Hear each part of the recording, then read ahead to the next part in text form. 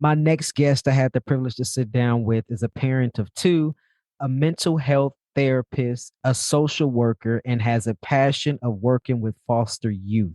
Within this episode, we talked about having his parents a part of the renaming process. That part was really, really good. We also discussed mental health, the importance of mental health, and having access to mental health services. We also discussed the current anti trans legislation and how that impacts one's mental health. This is a really good episode. I say that often, and I'm not lying. This is a really good episode. Hope you enjoy.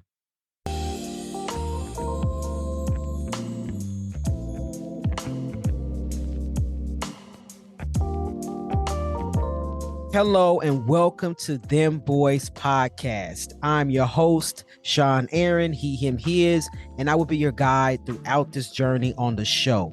This show is a platform where trans men of color voices will be amplified as we share our stories. Trans men of color are not monolithic. What that means is our journeys are not the same. We come from different backgrounds. We have different stories, family relations, chosen family, and most of all, we have different transition journeys.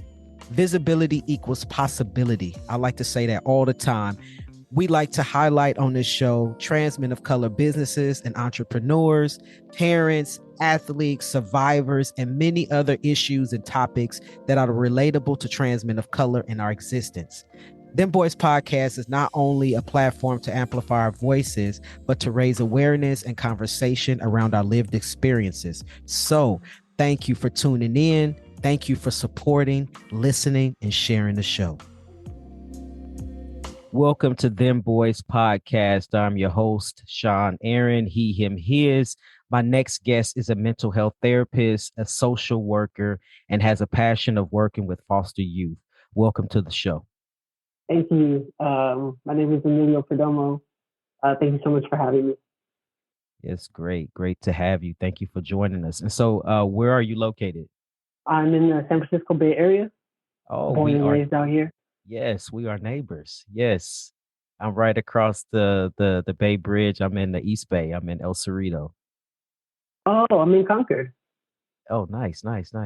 Oh, we Yeah, Concord. Okay, when you said San super Francisco. close. Yeah, we not even we don't even have to cross the bridge. We real close. Well, Right. we're kind of far if it was during traffic and rush hour. I wouldn't come visit you if Uh, it was 4 p.m. But but yeah, glad to know that you're my neighbor. Yeah, that's awesome. yeah, Yeah. small So world. so how long have you been in the Bay Area? You said born and raised? My, yeah, born and raised. Born in San Francisco, lived there a couple years. Raised most of my life in Daly City. Went to school in Pacifica. And then most of my 20s I lived in South City, and then came over to the East Bay a couple years ago. Cool, cool, great. So Emilio, so how did that name choose you? I like to ask the guest this. Because when we transition, we have the opportunity to shed sometimes our what we call dead names, and we get to choose a name that resonates with us. So how did that name choose you? My parents actually chose that name. So um, let's see. When I came out, I had been trying to come up with a name, and uh, they weren't very good names. They didn't like match me or fit me at all. And so I had spoken with both my parents and was like, "This is the name I'm thinking about." I think it was going to be Ezra because I have two sisters and they're both named with E's, like my dad. And so I wanted to have an E name as well. And then my mom was like, well, let us ponder some of these names, like see what might fit. And then when I got back to her, she's like, we didn't like any of the names that you picked. They don't fit you. I was like, okay. And I was like, well, what should I name myself then? And then my mom goes, um, your grandmother is Amelia and your godmother was also Amelia. What if you name yourself Amelia? And I was like, that actually works. Like that would be a good name. And then I said, well, what about a middle name? I want to have a middle name. And she says, well, you should take your dad's middle name. My dad, he had three girls, so he always wanted a son. Um, and so I was like, I don't know, my dad's gonna let me take his middle name, right? And so she gets him on the phone, and he was, I'd be honored if he took my middle name. So my name is Emilio Rene, and both my parents picked my name essentially. Let me tell you how many goosebumps is over my entire body. I have never, and I'm just talking about the history of this podcast. I have never had anyone that I can remember. I may be wrong. I had to go back through some of the guest episodes, but someone to say that their parents named them and was supportive in that way. Like I'm kind of jealous. That's so beautiful to hear, right? And I won't say I'm jealous because my son actually gave me my middle name. Oh, So Aaron, my middle name is what my son named me. But let's talk about your family before we get into like your transition story. Like, how does that feel to have your family being a part of the renaming process?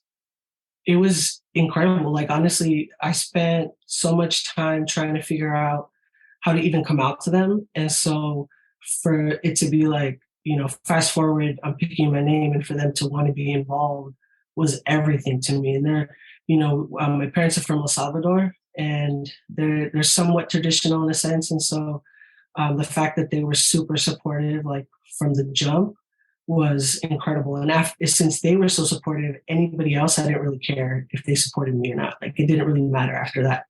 Absolutely. I say that all the time. Like if a person has the love of their family and the support of their family, who cares what the world has to say? It doesn't even matter. It Yeah. really doesn't. So what is your middle name? Renee. So Emilio Rene Perdomo. Yes. Beautiful. I love that. Love it. Love it. I'm so happy that your parents was a part of the process. That's amazing. Like to have that, that's something definitely to cherish. Yeah, no, I'm very lucky. And I know that it's like a unicorn story too, because a lot of people don't have that type of support, let alone getting renamed. So I know that that's special. Yeah, definitely. And I like to say that visibility equals possibility. So just from hearing that and knowing that there is a possibility that we can have parents that love and support their children no matter what. So that there is a possibility. So you mind sharing with us your transition story from beginning to where you are now? Yeah. So in high school, I didn't quite know what was up with me in the sense of my attraction to women or how I presented. I think for a long time, I would even wear pajama pants to school just because I didn't want to wear like tight fitting clothes. And at 19, I had a friend pass away who was gay, and she was out and proud since we were in middle school. And so um, at that point, I realized like I need to come out. And so I came out as lesbian. And so at that point, I thought life was great. I was like, all right, this is cool. This is what it's supposed to be like. I actually had met a lady when I was 20 or 19. And we ended up being together for 14 years and got married and all of that. But when I turned 30, we went to celebrate, I think, my graduation or something from like my bachelor's in the Dominican Republic. And when I was there was one day where I was sitting on the beach and I was like getting really upset. Like I was like pissed. And my partner at the time was like, "Well, what's going on with you?" And, I didn't know how to express it. And so essentially what was going on is that I was jealous of guys walking around bare chested, and it wasn't like I want to not wear a sports bra or like anything feminist wise. It was more so like, why can't my chest look like that? And so coming back, I Googled, because I didn't really have any transgender role models or people that had visibility at the time, I guess, and so I wasn't really sure what was going on with me. And so deep dive, YouTube, find a whole bunch of YouTubers on there who were transgender, and it was an instant. like, I should have been born a boy. This is what it's supposed to be.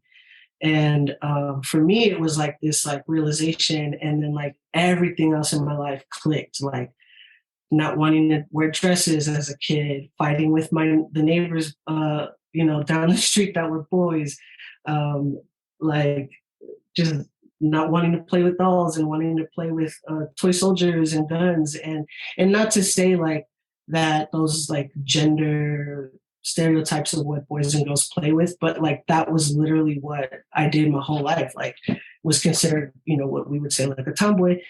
Um, and and even in my teens, I remember like if I would shower, I would stand in the mirror and I would cut my chest to make it look like it was flat.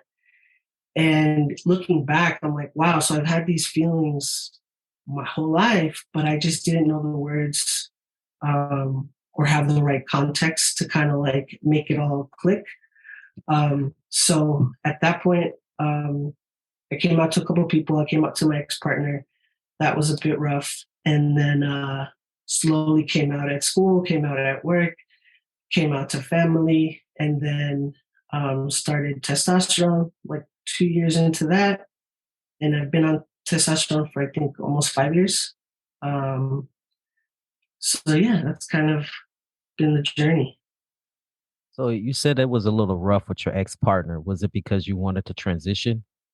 Yes. There was other reasons. We ended up getting a divorce, but there was other reasons. But yeah, that was part of it. As two lesbians, you're married, you have a wife, and then all of a sudden your wife tells you, I'm a man, and now you have a husband, and how does that change your identity as a lesbian? Um, and so it was a lot, and so that did play a part. I don't consider it being like the main reason we got a divorce, but that played a part for sure. It's really complicated, but essentially that did play a part. And after a while, she was trying really hard to be understanding and supportive. Um, and then the more um, deeper I got into the transition, being on T or changing my parents a bit, the more I want to say maybe assertive or like confidence that I had around things that me before would kind of let go of. So if there were issues, I didn't really have a lot of self esteem, and so I would let a lot of it go. But then as I became a man, for some reason, this realization of like confidence and like, what am I doing? This isn't healthy. And so that was kind of what led me to ask for a divorce. Wow. A lot of that resonates with me, transitioning while I was married as well. And a lot of things within yourself, as you learn yourself, right? And as you are on T, things change and you're not necessarily things that you're looking to change, but they just happen. And Yeah. sometimes you have that shift and the person that you're with at the time, sometimes it just doesn't line up.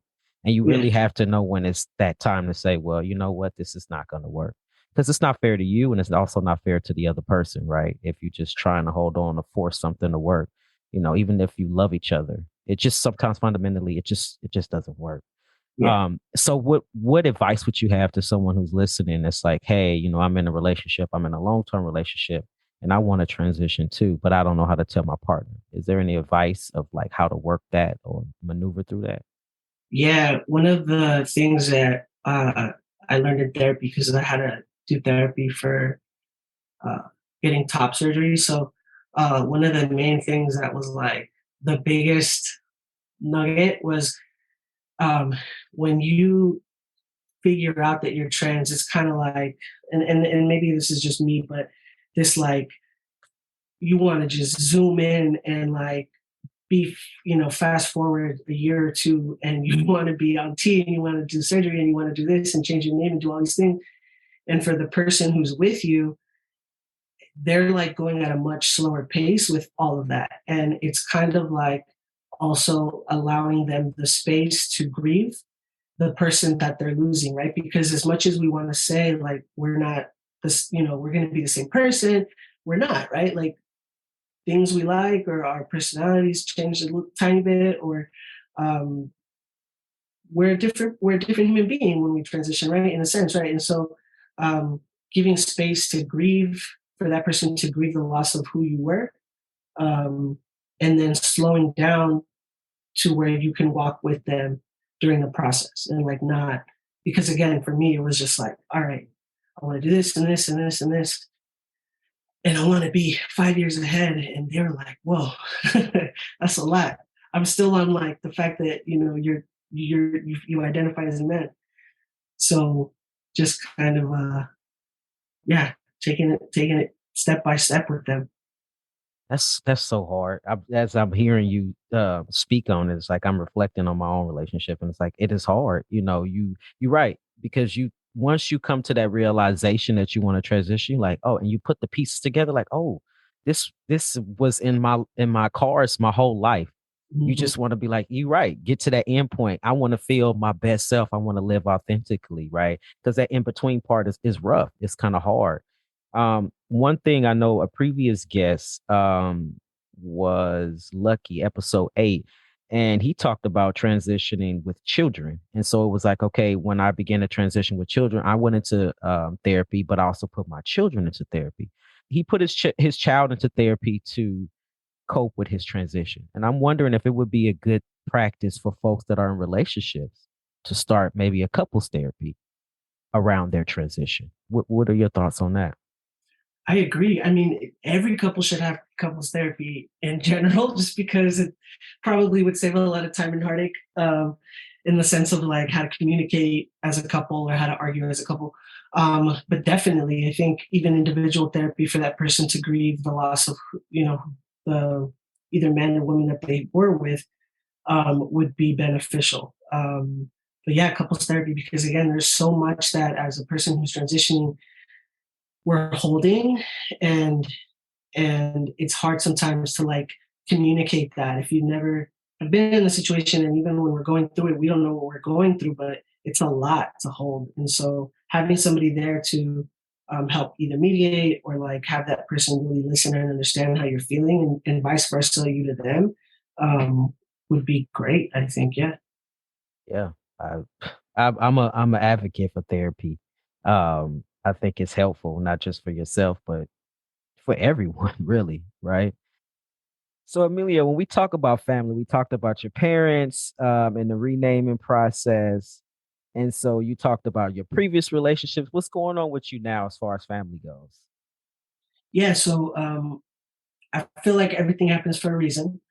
And I also know nothing is promised, but currently I am with a very intelligent, beautiful um, Latina who is also a therapist. So our fights are funny because we're like, your, your feelings, or, let's process this together. And she has two beautiful boys who are 7 and 10, and we've been together for almost 4 years. And it's been a really good experience. I never in my life thought I would get to be a dad. I thought that maybe I would adopt, like foster youth, maybe, or be a foster parent in my 50s, 60s. Um, and so just having this opportunity to be there for them is something that I can't describe like at all. This just fills my heart. No matter if it's a good day, bad day, like their faces, like you just light up, right? And they actually know that I'm trans too. And that was a whole process. So I wrote a short story that was like, I don't know, like a page. It wasn't even long, but it was a short story about a little girl, and basically like my life, right? Who transitioned and became a man. And so they were like, "Oh, that's cool. That's a cool little story, right?" And I was like, "Yeah, like that's kind of like me in my life, right?" And so then I kind of shared with them, and they were interested, and they wanted to see pictures of me before, or I think I had recorded my voice changing, like most of us do, throughout the years, and so I showed them that. And so it's been a really good experience just because they understand what transgender is, and they respect me, and they see me as a dad and as a guy. Um, so yeah, it's been it's been a great journey with them. I love that a lot, and that's how I became a parent. My It's, previous relationship, I came in. I talk about my son a lot on the show, but yeah, and just I transitioned in front of him, right? And he was the first one of the after I told my wife at the time, he was the second person that I told that I was going to transition, and he was just like, "Let's do it." Just to have the love of children that just builds greater generations in the future, really, right? I sure. believe. And to Yeah. know that your partner is a therapist, I would love to see some like YouTube videos or clips of like how to argue with your partner if they're a therapist. That would be kind of cool. Well, we don't really argue. That's the thing. I don't even think we've ever yelled at each other. That's Uh, beautiful, actually. well, she's very much like your tone, sir. And I'm like, oh, okay. So it's I pretty love funny. it. I love it. Thank you for sharing your family with us. I love that. Love it. Love it. And so, you're a mental health therapist, is that correct? Yeah, I'm a licensed clinical social worker. Okay, great. So you want to talk more on that about the work that you do? Yeah, so essentially, well, I've been a social worker or in the social work field most of my life. So I've worked with child protective services in different capacities. And in the last couple of years, shifted to mental health. Um, I'll be soon, hopefully, working with foster youth and doing mental health assessments with them. In a couple of weeks, I start a new job, so I'm excited about that. Kind of getting back to like the roots of what I love to do, combining mental health with foster youth. But yeah, as a kid, um, not understanding your feelings or like how to process certain things because we don't have the tools at that age to manage it was something that as I grew older, I wanted to be able to help youth, especially learn that. Right? I mean, if you're 15 and you learn how to process without like a situation or cope in a healthier way, then drugs or alcohol or avoiding or shutting yourself down, how beneficial would that be? How could that change the course of someone's life, right? And so that was like the main reason I got into this particular field, and hopefully my career will be really just down the line like foster youth or LGBT youth. I want to take some trainings around like LGBT stuff to be able to provide better support. um, I would love to do the gender assessments one day too. So like all aligned with that because it's also um, there's not that many transgender therapists or transgender therapists of color, and so some of my clients, I think I only ever really disclosed to one. But just having a Latino therapist, if they're Latino, or having a person of color, or having a trans therapist and being seen, right, um, is is just so important. So that that's another reason why I'm in the field too. I love that. I don't know if you've heard episode 14 with Melly. Melly is also a therapist and doing some of the work that you've mentioned. Um, Um, so what my question to you is first, so I have two questions. My first question is when we say mental health therapist and we say social worker, for folks that don't know, is there a distinct difference between the two? yeah, so a social worker is essentially a role that someone can have. Same mental health therapist is a role somebody could have.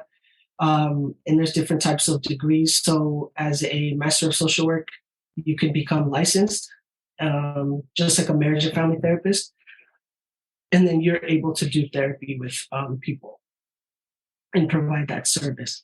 Um, but social work, that could be in medical field, it could be in schools, it could be in juvenile justice system, it could be in child welfare. That role itself is in a lot of different areas of the systems that people access. So how long have you been in doing social work? Since I was 20, so I think I did like 17 years or so of social work in Wow. some capacity. Yeah, so I was working and doing more support of social workers because I didn't have my education yet. I wasn't really like into school. and I would drive foster youth around, up and down the county, to their appointments or to go shopping. And it was in those conversations where I would be with those foster youth, um, that would be kind of like not therapy, obviously, because I wasn't a therapist, but just having somebody to listen to you, and being able to trust somebody to hold what you're feeling after a visit, or maybe your parents didn't show up, or you had a hard day at court, and so I wanted to be able to do more, and so that's why I went back and I got my education and got my master's and all of that. And then I was a social worker in San Francisco for a couple of years, in emergency response, and that was interesting. Showing up at people's doors with either yourself or the cops, and investigating, you know, um, allegations of abuse. But it's a very much needed, role to do. Absolutely. Absolutely. So you said you've been doing that for 17 years, but you began transitioning 5 years ago. So obviously with the numbers, right, that intertwine with each other. So how was it in the position with social work and your transition? How did that work out for you?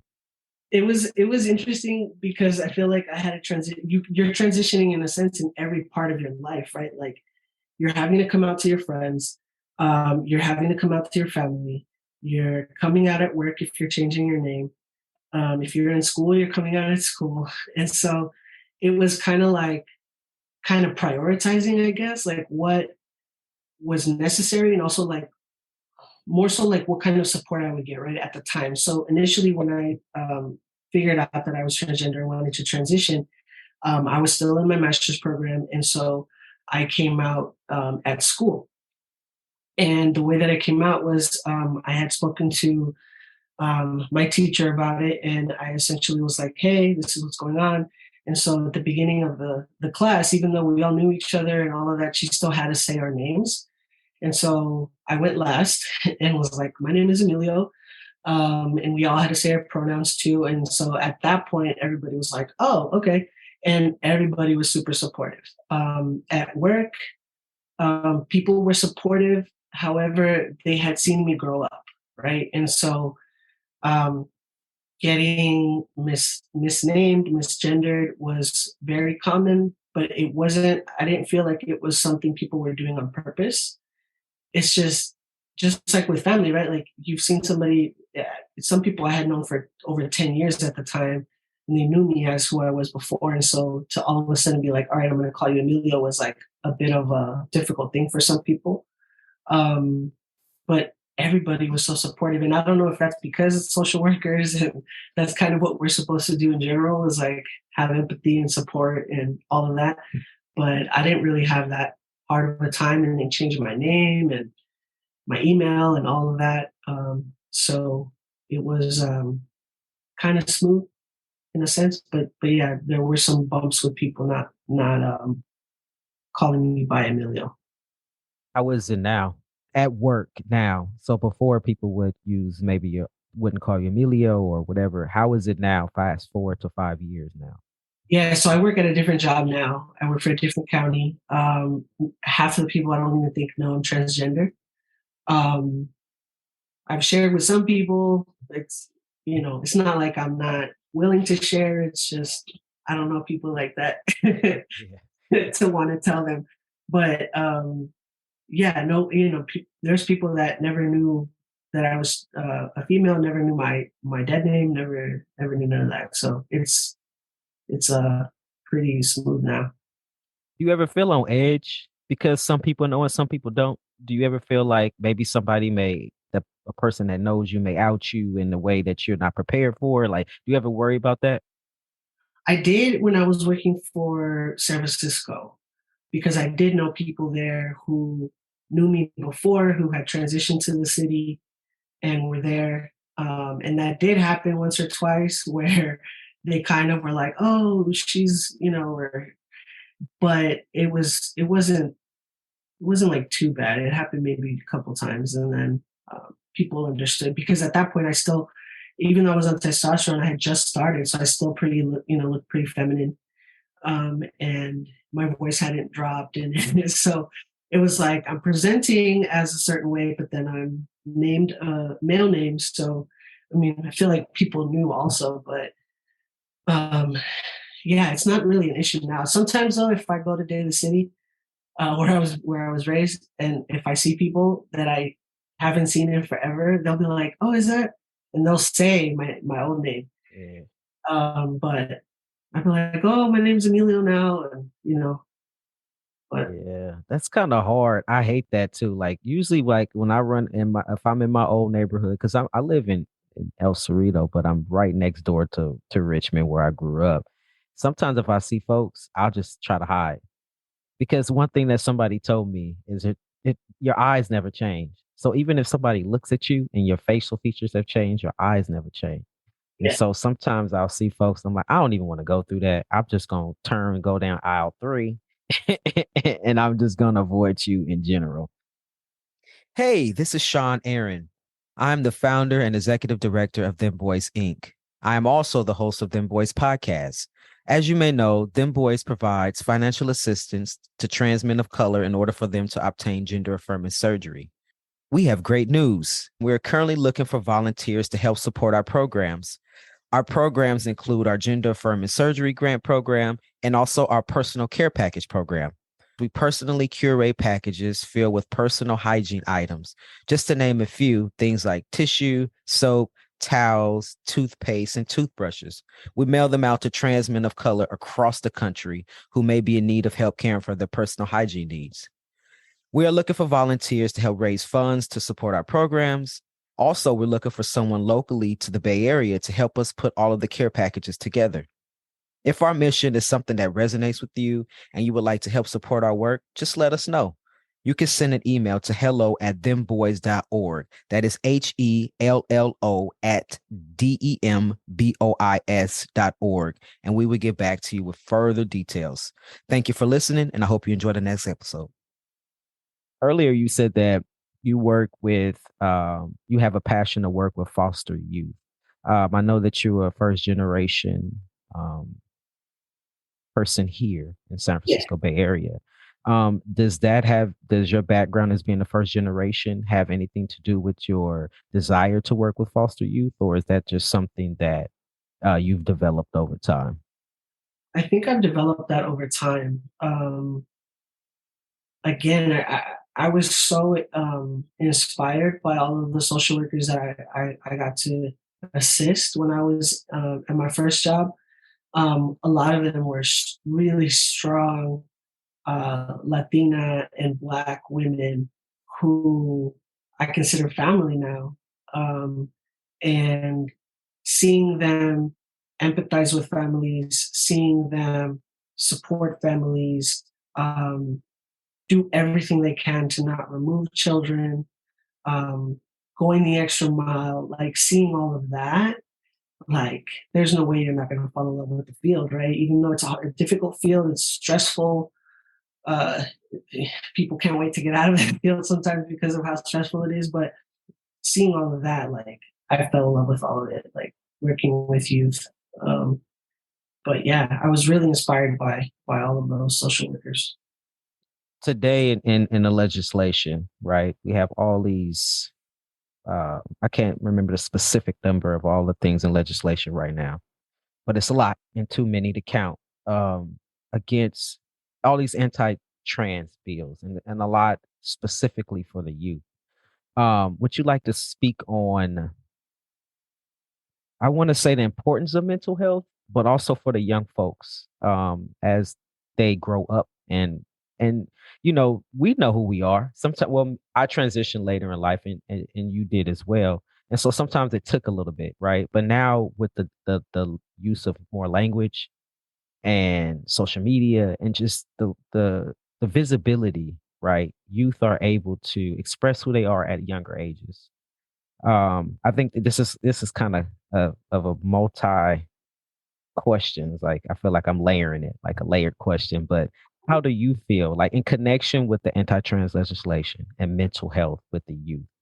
How do you feel about that? I mean, that is a very layered That is. question. All the legislation is just it's hard to it's difficult to know that that's happening in this country in the year that we're in, with how far maybe we felt we had come when it came to diversity inclusion, of LGBTQ people. Um, Mental health is so important, and part of that is because if you're young and you know you're different, whether that's gay, lesbian, transgender, and you're in a state where you can't transition or where you can't obtain those services until you're 18, how do you cope knowing that that's who you are, that's your identity, but you cannot um, transition, or you cannot get the services that you would normally get maybe in other states or a couple of months ago. And so having somebody to talk to process, to learn those coping skills is going to be so important. And then another issue too is just access to mental health. That in of itself is a whole nother can of worms, for some people. And so I think that you know any youth who is in that situation, just if not a therapist, having somebody to talk to process. I think that's part of the reason why, in foster youth, it's kind of not mandatory, but they're provided mental health services, or at least assessments, in order to make sure that they're supported. Um, you know, I mean, there's so many statistics and different things, but there's a lot of LGBTQ youth in the foster system, and they end up getting placed a lot, or run away, or um, end up suffering violence at the hands of others for coming out. And so um, mental health is like one of the biggest things that somebody can try to obtain in order to find that support. Because I know talking to somebody isn't going to solve everything, but it can help them cope. Thank you for answering that. I feel like it was layered, and you kind of answered that perfectly. Thank you. Trying Yeah. to. Yeah. So obviously you're in this profession because you believe in it, right? So how important is mental health?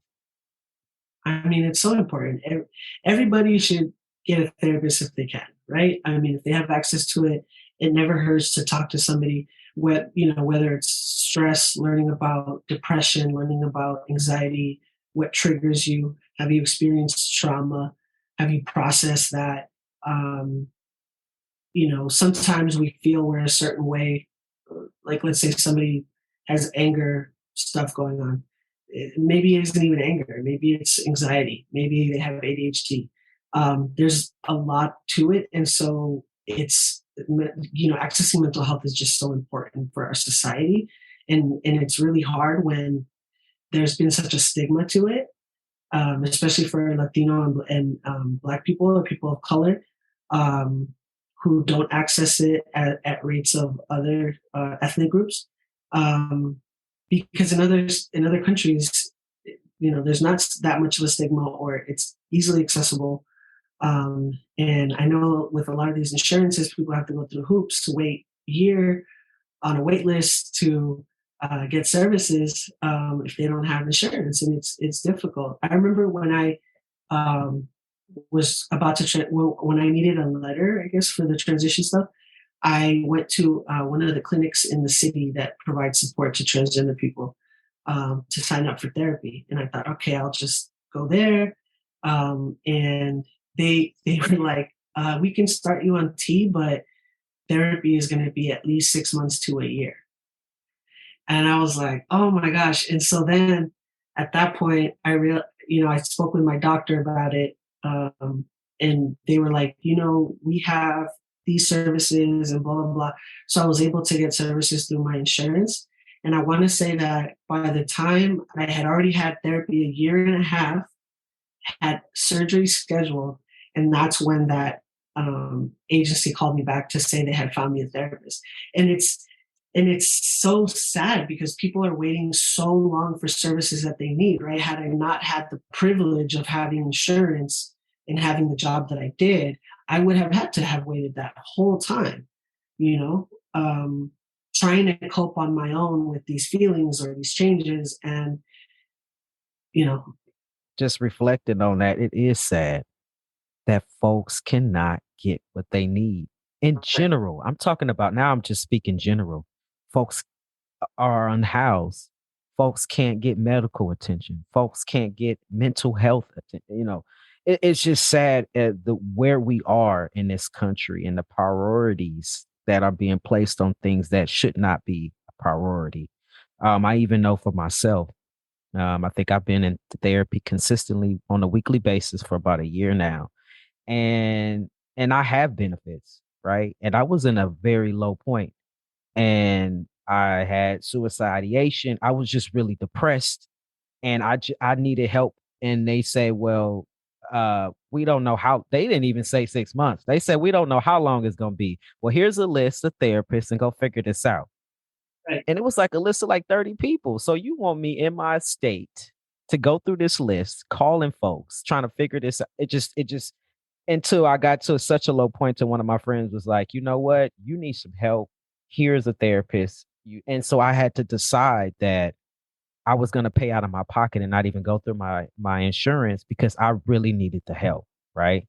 And so what are we talking about? Like when people don't have that access to do that, the resources to do that, Yeah. and it's really hard, and especially for youth, right? It's like, Yeah. you're not working, or Right. we don't know in foster youth, right? You're going from place to place. You don't have that um steady home or steady, you don't Yeah. have stability, Yeah. right? And it's very hard. And so when I think of transitioning, how important is it for someone to live authentically in connection with their mental health?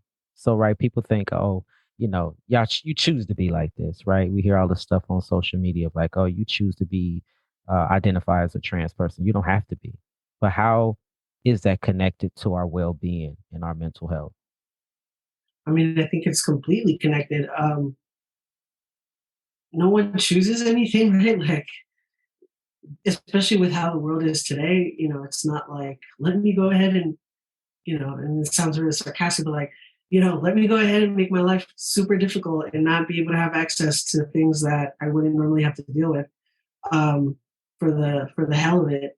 Um, but yeah, I mean, I didn't, for most of my 20s, I was pretty miserable.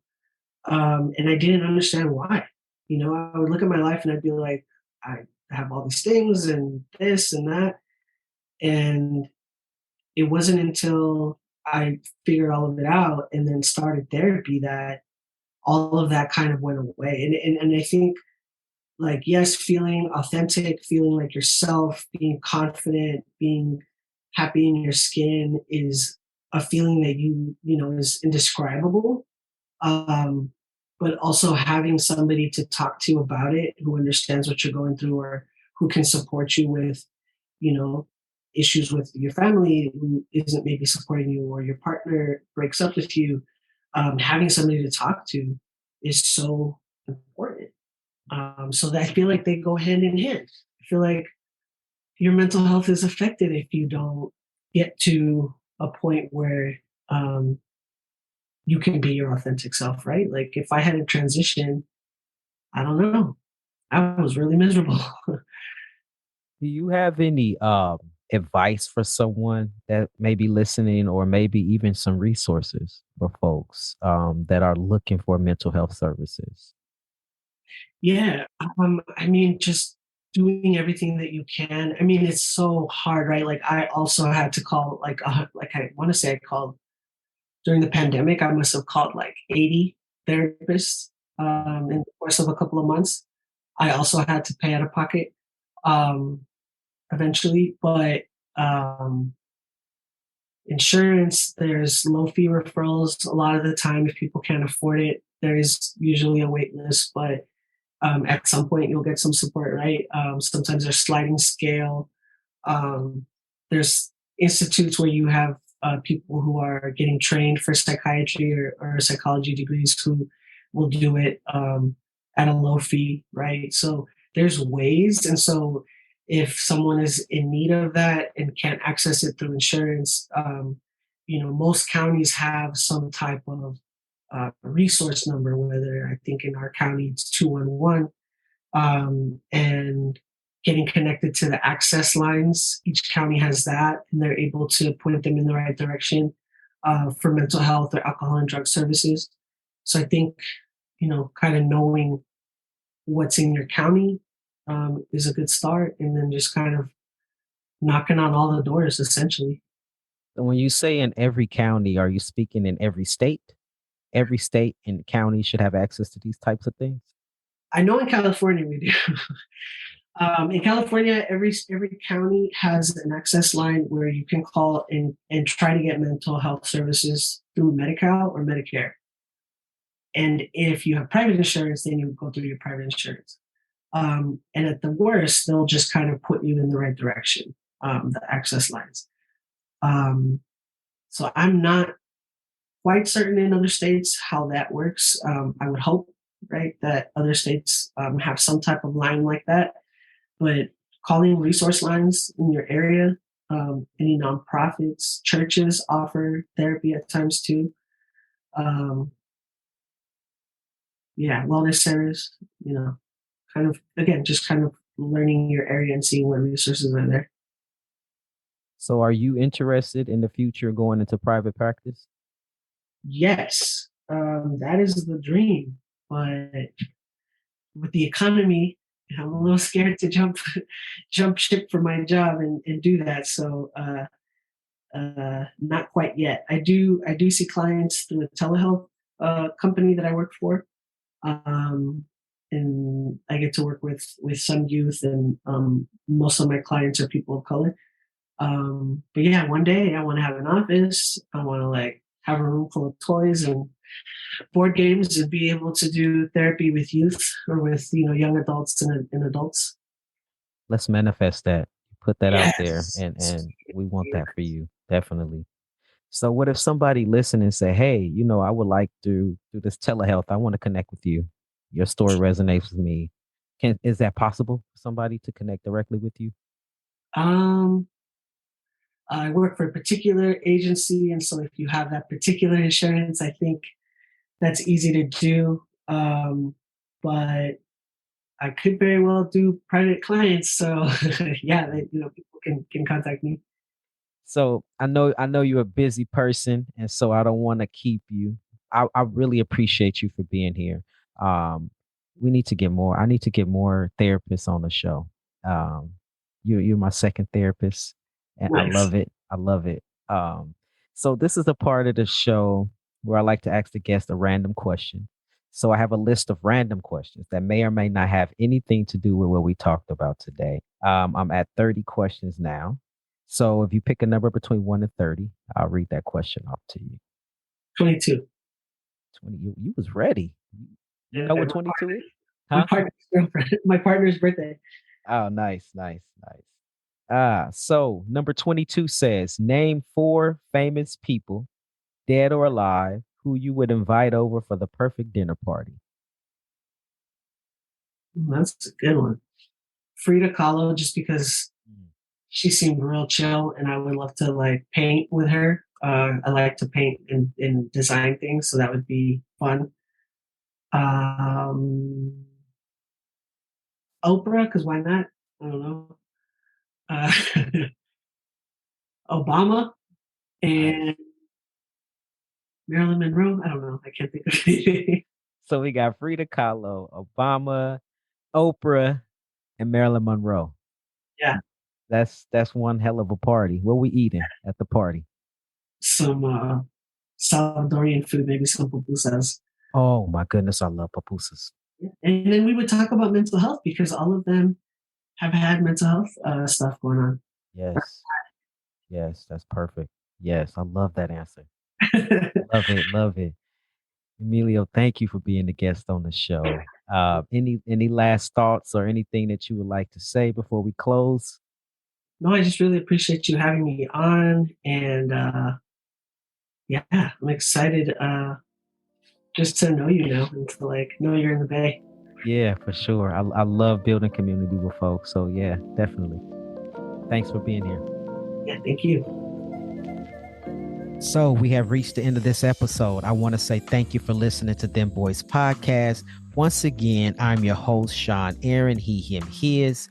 Be sure to visit our website at dembois.org. That is DEMBOIS.org. If you would like to connect with us, be sure to follow us on Instagram or Facebook.